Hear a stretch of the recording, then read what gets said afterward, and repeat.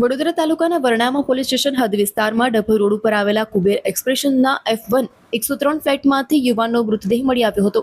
પ્રાથમિક તપાસમાં મૃતક યુવાન માંજલપુર આકાશવાણી પાછળ આવેલી ચિત્રકૂટ સોસાયટીનું રહેવાસી હોવાનું સામે આવ્યું છે. મૃતક યુવાનની ઓળખ આકાશ રવિભાઈ પાટીલ તરીકે થઈ હોવાનું જાણવા મળ્યું છે. મળતી માહિતી મુજબ આકાશ પોતાની બાઇક માંજલપુર ઈવા મોલ પાસે મૂકી ઇકો વાનમાં મિત્રો સાથે નીકળ્યો હતો. આકાશને તેના મિત્રો ફ્લાઇટ ઉપર મૂકીને જતા રહ્યા હોવાની માહિતી સામે આવી છે. મૃતક યુવાન ખાનગી કંપનીમાં નોકરી કરતો હોવાનું પણ જાણવા મળ્યું છે.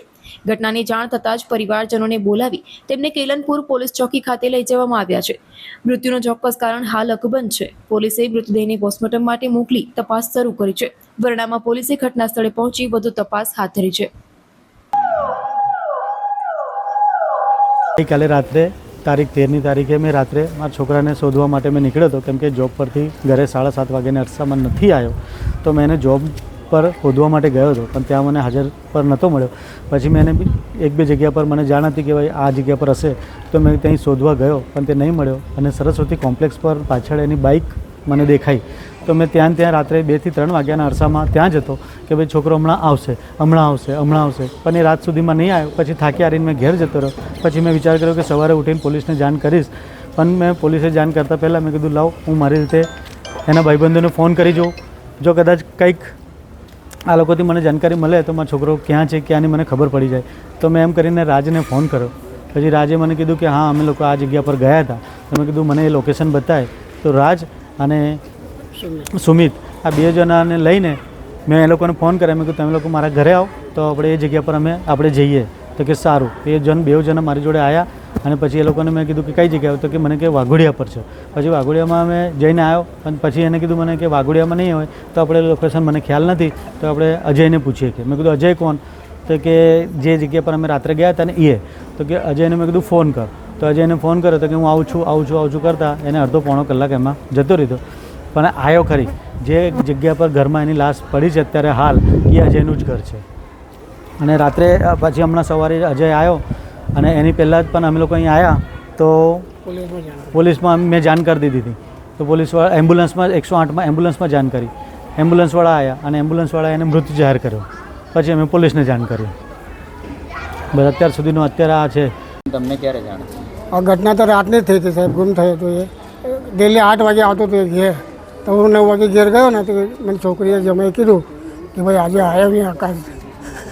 મેં પછી મારે તો કરી જતો હતો સાહેબ. પછી 10:30 વાગે જમાઈને બોલાય કે મામા મને મળતો નથી આકાશ.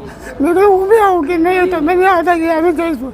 એમનો એક ફ્રેન્ડ નહીં ભરાક હતા, તો એ મને ફોન કર્યો કે નહીં કંઈ મળતો નહીં. પછી સવારે 6 કે 7 વાગે એમને મને કોલ નહીં કર્યો. પેલા છોકરા એના જોડે હતા ને એમને કોલ કર્યો તો એક છોકરાએ ઉપાડ્યો ફોન. એમાં અમિત કે કંઈ નામ છે ને એનું, રાજ. એ છોકરાએ ફોન ઉપાડ્યો કે અમે કે વાઘોડિયા ગયા હતા. વાઘોડિયા પહોંચ્યા ગયા આ લોકો તઈ. પછી કે આ નહીં યાર કે બીજું લોકેશન છે. કે પછી અહીં લઈ આવ્યા મારા છોકરાએ જમાઈ અને 2-3 છોકરાઓ અહીં આવ્યા. તો આ કન્ડિશનથી સાહેબ. અહીંયા એના કયા મિત્રો સાથે આવ્યો? એ જ તો 2-3 છોકરા એ જ. બીજા તો અમને ખબર નથી, આપણે તો હતા નહીં હાલત પર. એ જે હાથે હતા એ જ ને. કોઈ વ્યસન હતું? ના, વ્યસન તો સાહેબ 22 વર્ષની ઉંમર છે સાહેબ એની. અમને એવું અનુમાન નહીં થયું. એના મિત્રો જોડે થયું હશે તો બની શકે સાહેબ. બાકી 22 વર્ષનો છોકરો અમારા કોઈ જાણકારી મળી? જાણકારી અહીંયા આવ્યા પછી જાણકારી મળે ને સાહેબ. બાકી તો કંઈ જાણકારી હતી જ નહીં. જે સ્થળ પર જઈએ તો જ જાણકારી મળે ને સાહેબ કે હું થયું છે. પોલીસમાં તમે આવીને પછી જાણ કરી? મેં નહીં કર્યું, જમાઈ અને પપ્પાએ કરી સાહેબ. મેં હતો હવે તમે શું માંગ કરી રહ્યા છો? માંગ તો એ જ ને સાહેબ. આજે એક દીકરો જાય તો કોઈને મારા કોઈ નહીં મળે સાહેબ. લાગે તો ખરી જ ને. અને ચિત્ર તમારા સામે છે સાહેબ. એ છોકરા કહે છે કે અમે અહીં તઈ નહોતા, અહીં હતા, અહીં આવું ફરાક ડાઉટ એમના પર જ જાય ને સાહેબ. સાથે અંગત દુશ્મની બિલકુલ નહીં સાહેબ.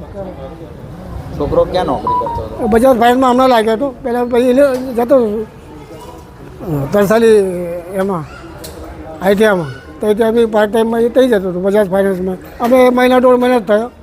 એ તો એ બી ગયા હતા અમે લોકો રાતે. મારા જમાઈ ગયા હતા કે તે બી કંઈ તપાસ નહીં. શું નામ છે તમારું? રમેશભાઈ સિંધે.